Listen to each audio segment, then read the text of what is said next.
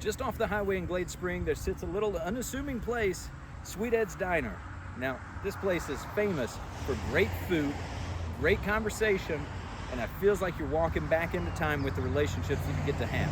So I'm going to sit down with Eddie. We're going to go over some of the stories of this place, some of what brought them to this business, and a little bit about how they are still making an impact here in their community. Welcome to the Dream Achievers Podcast, where we focus on business owners and purpose-driven leaders in their local communities.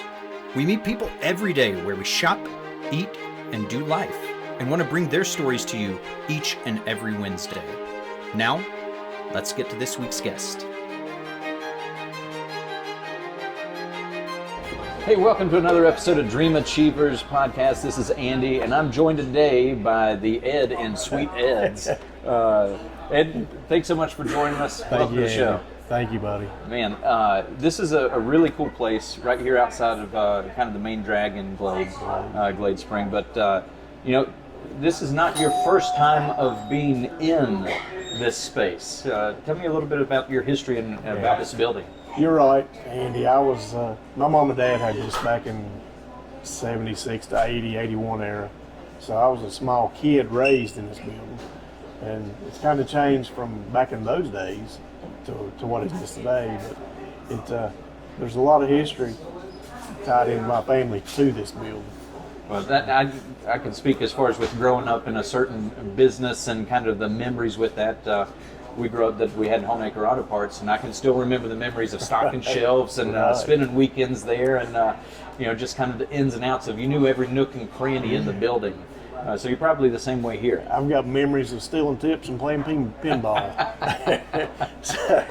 But one big memory that I have here is, if you look around the restaurant, you'll see there's a lot of Elvis memorabilia. And the reason that is because I was standing in this very spot, because the pinball machine was here, standing in this very spot when I heard the news of Elvis's death. So when we come through the door, I told Tish, I said I was standing right there when Elvis died. When we come to look at actually purchasing the building, so that was one of the memories that I have of being in this building. That's awesome. So you had the memories as far as being in here, hearing of Elvis's death. Fast forward a few years and a few different careers. Oh, wow. That you came back through that door, as you said. So the funny story is we had no intentions of getting in the restaurant business at all. We was wanting to get into a food truck business to have something to do on weekends, because we've had 3 kids that's played travel ball, and we've been tied down with travel ball for 18 years. So when Liv got done with travel ball, we was kind of bored. So we got to looking for something to do on weekends, and we came by here and it's for sale, and she said, let's get the information. So we kind of took a picture of the sign, made a call, and come looked at it, and we put a bid in, and here we are. Yeah.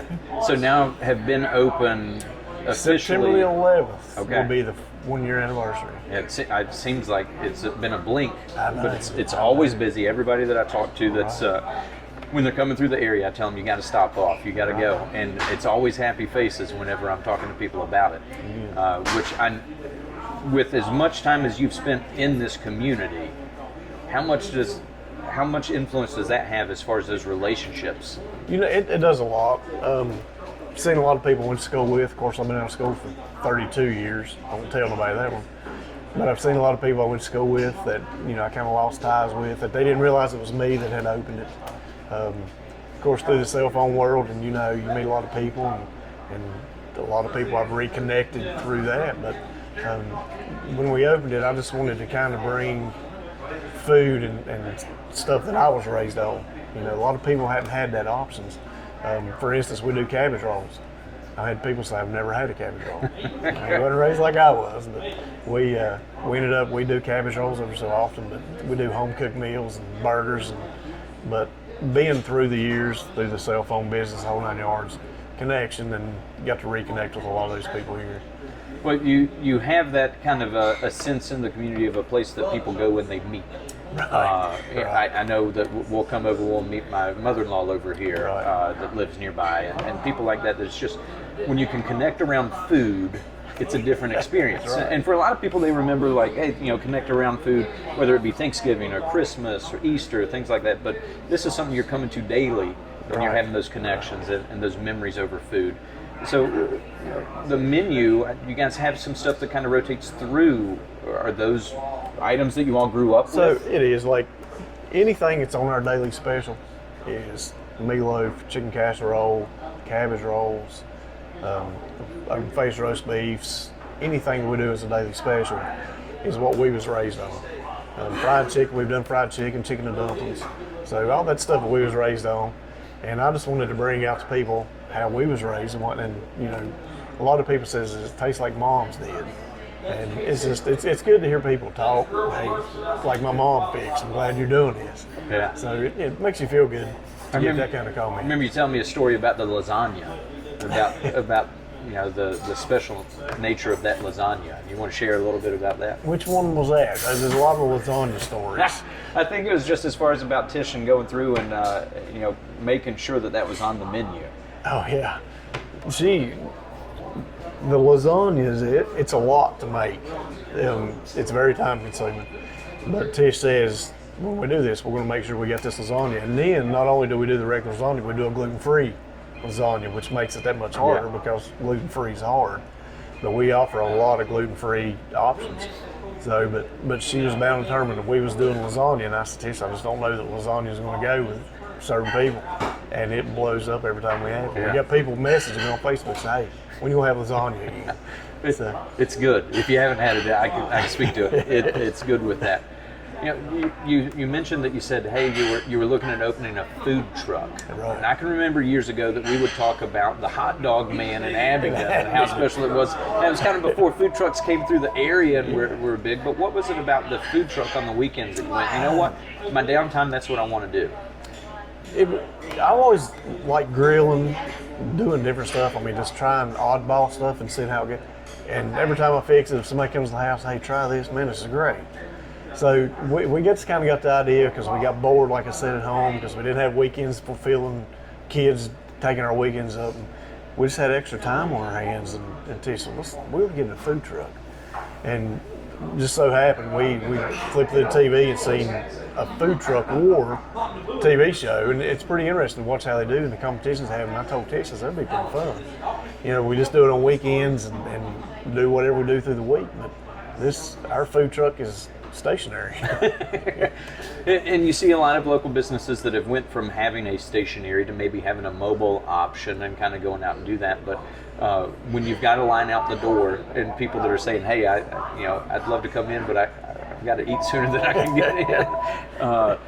It's always good to have a wait. I can remember going to visit my little sister in Lexington, Kentucky, and there were places that were on diners, drive-ins, and dives. Oh yeah. And you would go, and it would be lines out the door, and that you're sitting there going, "It must be good because there's a wait." Right. So waiting for food isn't a bad thing. It's not your ideal right. situation, right? But it's not.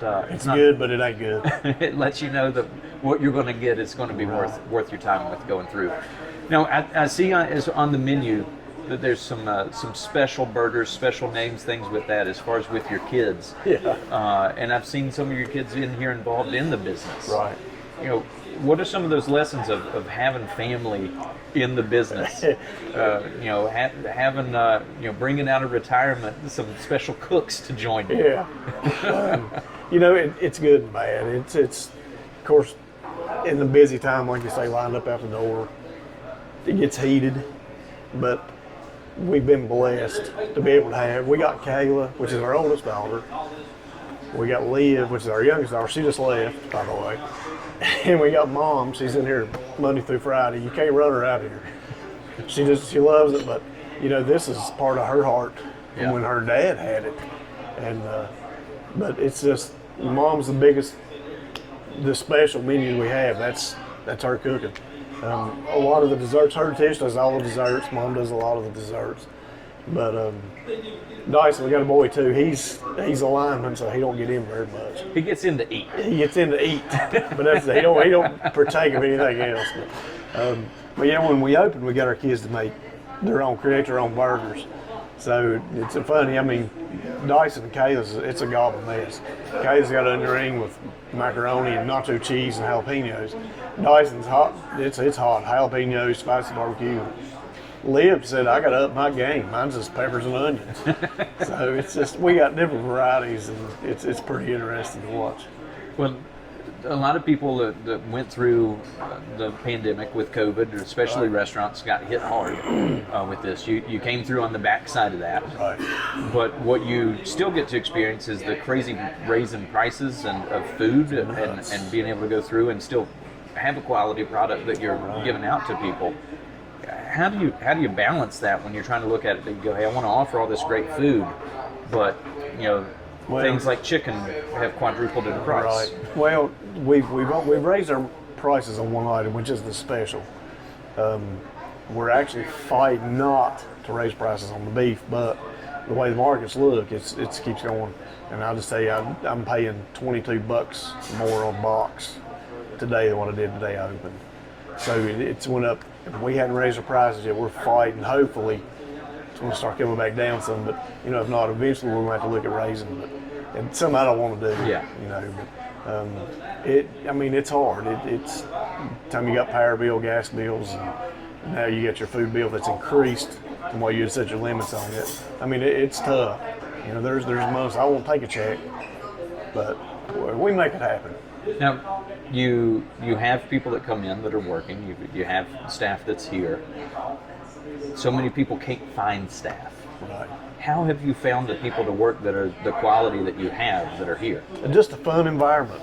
And I tell everybody that comes here, if you can't come to work and have fun, don't come. Because I'm not having fun.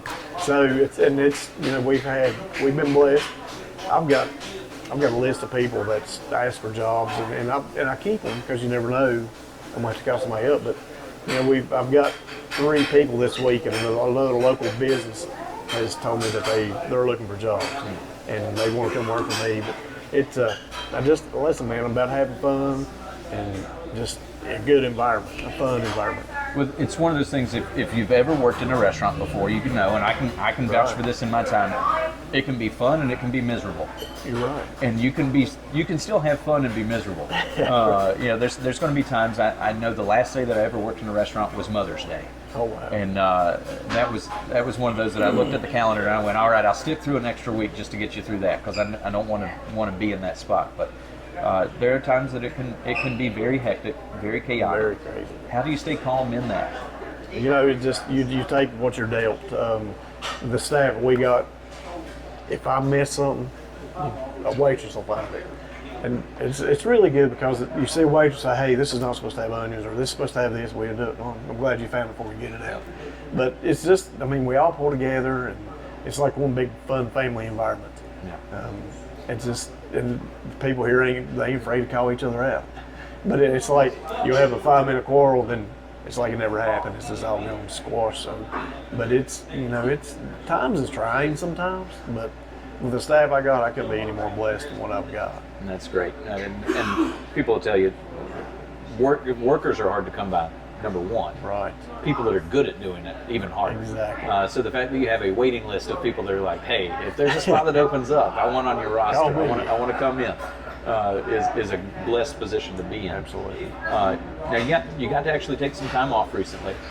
And vacation. Got back from the beach. So, which is almost unheard of as far as with restaurant owner, business owner being able to step away and do that. So I know that you feel blessed in doing that. But coming back after recharging for that week, I'm sure that you thought about the restaurant along the way. You thought about the business along the way. What's kind of the next step that as you come into a year of doing this, what are some of the things that you kind of have on your mind that you hope to see in the next year? So, we've looked at changing some things up on the menu.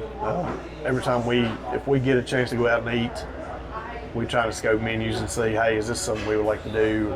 So we're looking at changing a few things on the menu, stuff that's not as popular as we thought it was going to be. We're looking at changing it over to something else and try something different. So we're looking at maybe doing something different on the menus. With our 1-year anniversary coming up, I'm going to try to do something special with steak, baked potatoes. I'm not going to go into full detail, but I'm going to try to have some live entertainment. But we'll cover that closer to next month. So, but it's just a way that I want to say thanks you know, to everybody that's contributed to us. And we've been blessed with the customer base that we've got and the following that we've got. We've been definitely blessed. Now, if people are wanting to stay up on the menu, as far as if you release those weekly specials, where can they find that information? So you go to Sweet Ed's Diner Facebook. Of course, Facebook's the world. Go to Sweet Ed's Diner, follow the page. Every Sunday evening between 6 and 9-ish, we always update, put what our weekly special will be throughout the week. We're actually working on a web page. I've got a guy that's actually creating a web page, but until we get it created, we're standing on Facebook, and man, it's amazing to see how many followers you can grow, and I'm over 4,000. It just amazes me because a little place in Glade gets 4,000 followers, but we just had a group of 80 motorcycle riders that come in from North Carolina.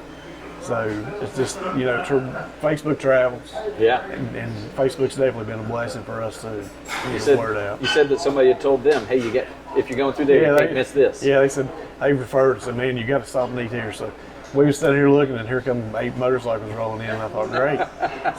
But it was good, man. Great people. Stood up and talked to them for a while. No, it's when you can have that to where people are saying, if you're going through there, don't miss it. Don't miss it. Stop by and get something. If you get close, stop off. Yeah, it's worth the pop over with that. Now, you've done a lot to support the community as well, as far as with different events and things that are going on in the area. Right. What does that mean to you, as far as somebody here locally that grew up in the area, to see events start happening again? It tickles me, man, because, you know, Glade's been down for a while, but to see what Glade's doing now, and where they was at 30 years ago versus today, I mean, it's making a comeback. We got people that's got involved. I had a guy come to me just last week. They're getting ready to have a big anniversary thing coming up, and he asked me if I'd be a part of it. And, you know, just to see, like, they have the 4th of July celebration right out from where Mom lives.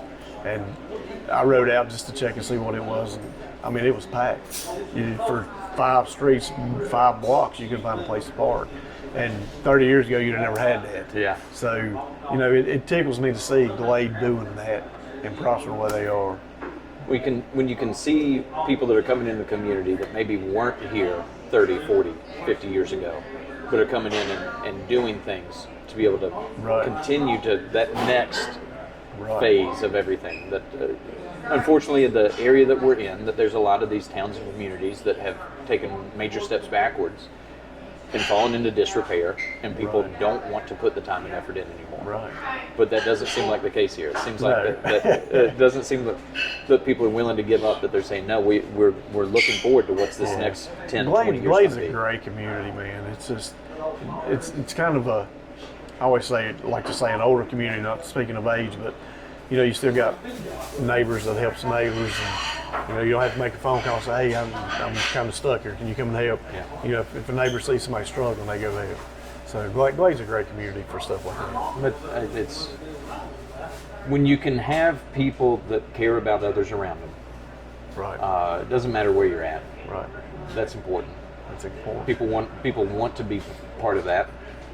I know driving in, I came the back way over the mountain from Lebanon. Oh, Route 80. Yeah. Oh.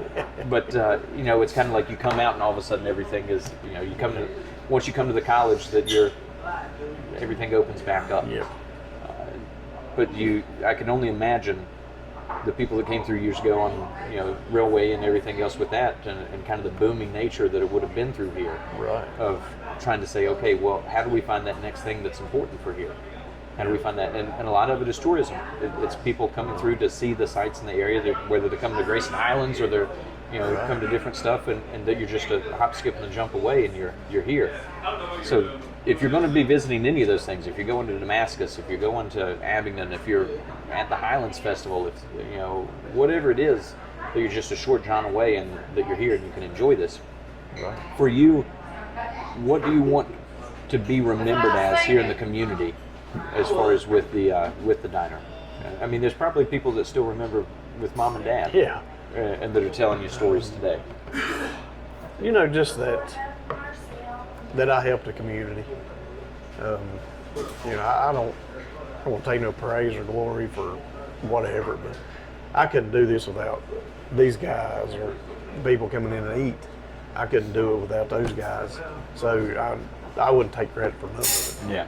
You know, but it's just that I was a good guy that helped the community. That's what I would love to be remembered by. I can definitely say that you're a good guy. That you definitely spend your time helping others and reaching out. And I know that when I come in, I see you going around and not just saying like, "Hey, how was your food?" But you know people. It's like you're walking into the set of Cheers. Right. You know everybody, and everybody knows your name with that. But it's amazing that you can see the passion that something that you thought was going to be a little weekend side project that has turned into so much more. Yeah.